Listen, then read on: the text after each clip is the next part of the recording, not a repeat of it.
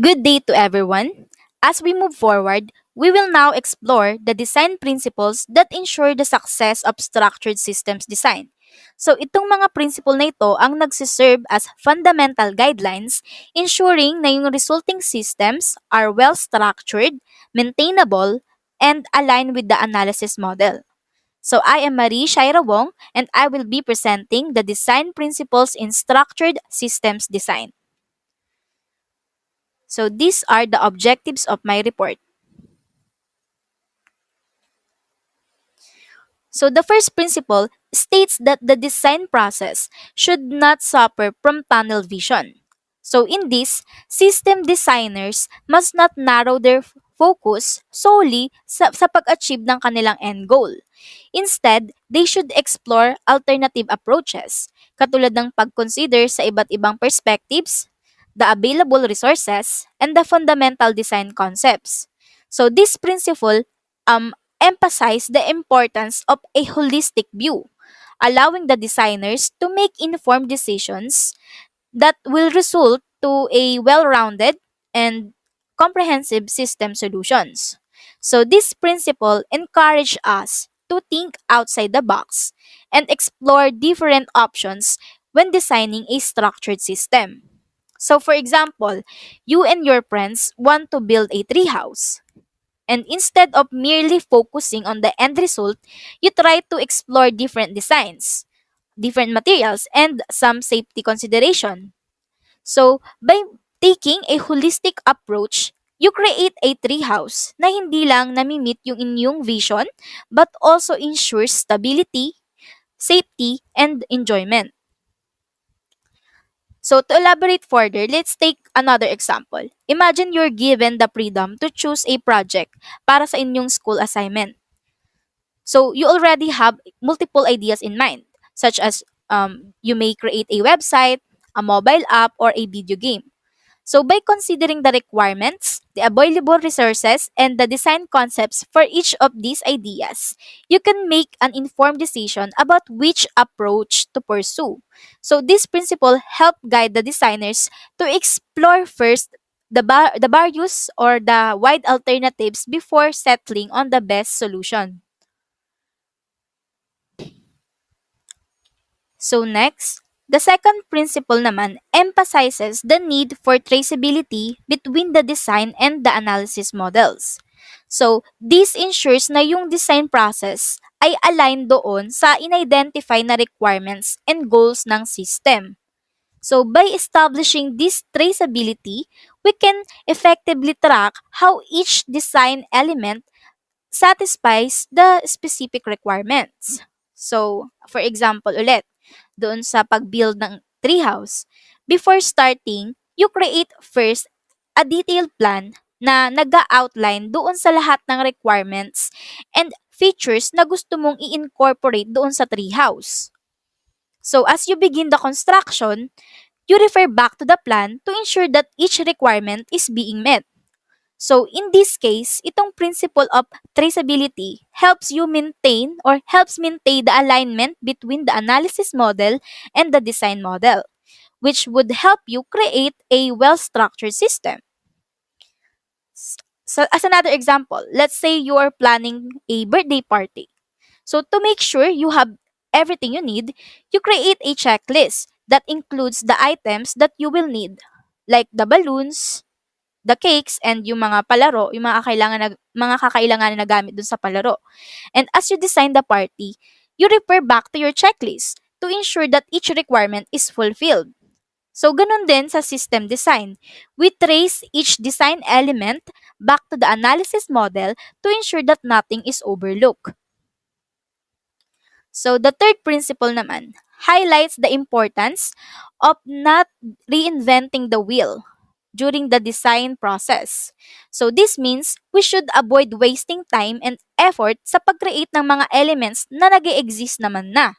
Just like how electrical engineers select from catalogs of standard components, system designers should also utilize reusable design patterns whenever possible.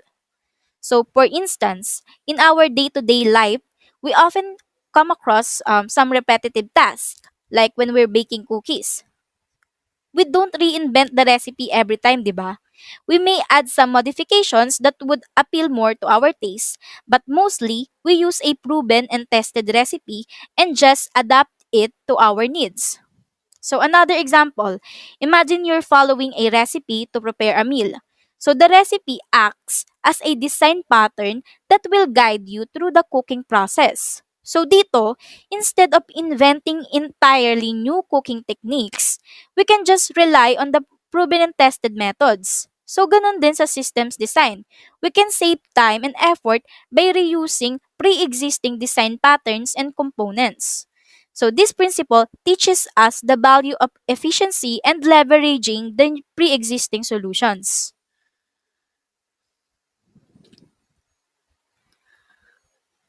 So the fourth principle focuses on minimizing the intellectual distance between the system and the real-world problem it seeks to solve. So this means na yung structure of the system should closely resemble the structure of the problem domain. So bakit nga ba ito importante? Well, when the software or system design mirrors the real world problem, it becomes easier for us to understand, maintain, and modify them as needed. So, for example, suppose you have a car and you have a friend that don't know how to use one, and you need to explain to a friend or to your friend how it works. But if you use terms and concepts na unfamiliar sa kanila, they may struggle to grasp or understand the idea. However, if you relate the car's structure and the car's functioning sa something na they are more familiar with, katulad nun ng bicycle, kunwari, so it will become much more easier or much easier for them to understand. So, ganoon din sa pag-design ng system or ng isang software. Aligning its structure with the problem domain reduces the intellectual distance and makes it more perceptive for users and maintainers. So, ang advantages ng pag-adhere sa principle na ito includes enhancement maintainability, reduce complexity, and improve communication between stakeholders. On the other hand, not adhering to this principle can result in confusion, increased learning curves, and difficulties in maintaining the system in the long run. So, moving on to the fifth principle, there are the concepts of uniformity and integration. So, dito, a design should exhibit uniformity, meaning it should maintain consistency and coherence throughout the entire process. So, think of it as a harmonious orchestra, kung saan every musician plays their part. So, dito, mapapansin natin na kahit iba-iba sila ng musical instruments, they still follow the same musical style and tempo. Similarly, sa software or system design, a well-designed system should appear as though it was developed by a single person with a consistent style and format. Integration, on the other hand, involves combining all the different parts of the software or the subsystems to make it into one unified system. So imagine a puzzle where each piece seamlessly fits together to form a complete picture. So in system or software design, defining clear interfaces between different components ensures smooth integration and efficient collaboration among various parts of the system. So to elaborate, let's take another example. Imagine you are a part of a team designing a school yearbook. So to maintain uniformity and integration, the team agrees on a consistent layout, font styles, and color schemes. So by following these predefined rules, the yearbook appears as if it was created by a single designer. So this principle ensures that the overall design is cohesive, well organized, and visually pleasing. So, to sum up, this principle states that a well designed system should give the impression that it was created by a single person. So, to achieve this, design teams must establish rules of style and format before beginning their work to ensure that the final product appears seamless and professional.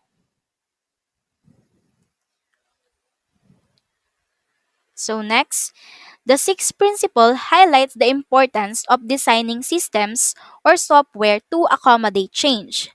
So, in the ever evolving world of technology, the system needs to be flexible and adaptable to meet the ever changing needs of users.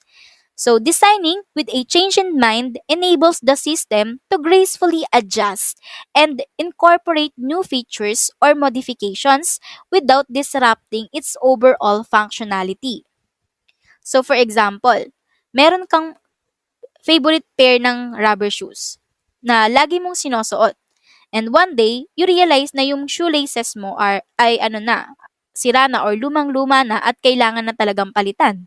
Now, think about how convenient it would be if the design of the shoes allowed you to easily change the shoelaces whenever needed. So instead of having to buy a completely new pair of shoes, you can simply swap the old laces for new ones. So this way, the design of the shoes accommodates the change you require, saving you time and money. So another, let's take for example a video game that you enjoy playing. So, as you progress through different levels and challenges, you might discover that certain features or characters need to be modified or updated to enhance your gaming experience. So, kung yung design ng game is nakastructure to accommodate change, the developers can easily release updates or patches that would introduce new levels, new characters, or new gameplay mechanics. So, this allows the game to evolve and remain engaging over time that would cater to the changing preferences of players. So, similarly, sa design systems, we aim to create designs that can adapt to evolving requirements, enabling the system or software to stay relevant and useful over the time. So, next is the seventh principle. When designing a computer program, it should be able to handle unexpected situations gracefully without crashing or causing errors. So, this principle underscores the importance of creating a system that can adapt and respond effectively to unusual circumstances. And we call this degrading gently. So, it means that even if something goes wrong, the program must handle it carefully rather than abruptly stopping or displaying an error message. So, for example, think about a game that you like to play. So, imagine if during the game there's a sudden power outage or the internet connection becomes unstable. So, in this situation, a good game would not abruptly stop or display an error. Instead, it would handle the situation in a way that lets you continue playing smoothly. Maybe it could save your game progress, pause the game, or provide a message explaining the problem. So this way, the game gracefully degrades instead of crashing completely. So by designing programs to handle errors gracefully, we can provide better user experience and prevent unnecessary frustration. So in the same way, a well-designed computer program should be able to handle unexpected or erroneous inputs without crashing or malfunctioning. It should gracefully handle aberrant or abnormal data or events and continue to function properly. So the next principle, when we talk about designing a computer program, we're not just talking about writing the actual code. So, designing is like planning or drawing a blueprint before building something. It involves thinking about how the program should work, what needs to be done, and how different parts will fit together. Coding, on the other hand, is like using a specific language to write the actual instructions that the computer understands. So think of it like this. Imagine you want to build a house. So ang design phase dito involves you creating a detailed plan that includes the layout, the number of the rooms, and the materials to be used and and other specifications. So it's like creating a blueprint for the house. So this design blueprint will be the one to guide you to the construction process. Sa kabilang banda naman, yung coding phase is equivalent doon sa actual construction work. So it involves using tools, materials, and following the design blueprint to bring the house to life. So designing the house ensure that it meets your requirements, and coding builds the house according to the design. So moving on to the next one, when we design something, it's important to check its quality throughout the process rather than waiting until the end. So dito, we want to make sure that the design is good and meets our requirements. To do this, we can use various tools and techniques para ma-evaluate natin yung design as we go along the process. Let's say you're making a painting. Instead of finishing the whole painting and then checking if it is good, you would step back every now and then to see how it's turning out. So dito, pwede mong tanungin yung sarili mo kung yung colors ba, do they look nice together? Or yung shapes ba or figures are balanced? Or if the overall composition is pleasing. So, by assessing the quality while you paint, you can make adjustments and improvements along the way, which would help you create a better final result. So, ganoon din sa systems designing. It is crucial na ma-evaluate natin yung quality of the design as it is being created. This allows the designers to identify potential issues or areas for improvement early on, which would help them create a higher quality final product. So, the last principle is the design should be reviewed to minimize conceptual errors. So when we review something, we take a careful look at it to make sure everything is correct and that everything makes sense. So in the case of designing a program, we want to review the design to catch any major mistakes or problems before they cause trouble later on. So for example, when you're writing a story, before you show it to anyone, it's a good idea na i-review mo muna to ng sa sarili mo. So instead of just focusing on small mistakes like spelling or punctuation, you want to make sure first if the story itself makes sense. So dito, pwede mong tanungin yung sarili mo, are the characters in your story consistent?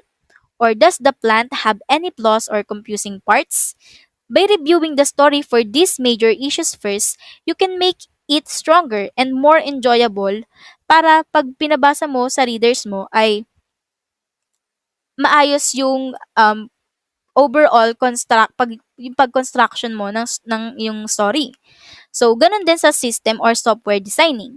Before getting caught up in minor details, designers should review first the overall design para mas maagang ma-identify and ma-address yung major conceptual issues. So, by focusing on the big picture, designers can minimize semantic errors and ensure that the design accurately represents the intended solution. This helps the designers create a solid and reliable design that forms a strong foundation for the subsequent coding phase. So in summary, this principle guides the designer to prioritize addressing major conceptual issues before delving or diving into smaller details. So in conclusion, these 10 key design principles in structured system design ang nagbibigay ng solid foundation for creating excellent and effective systems designs. So by considering these principles, designers can develop high-quality, user-centric systems and exhibit internal and external quality factors na hindi lang nami-meet yung needs ng users kundi pati na rin ang technical requirements ng software engineering field. So these principles serve as guiding beacons for software engineers which allows them to navigate the design process with creativity, precision, and a commitment to delivering excellence. So that's all po for my presentation and these are my references. Thank you po for listening.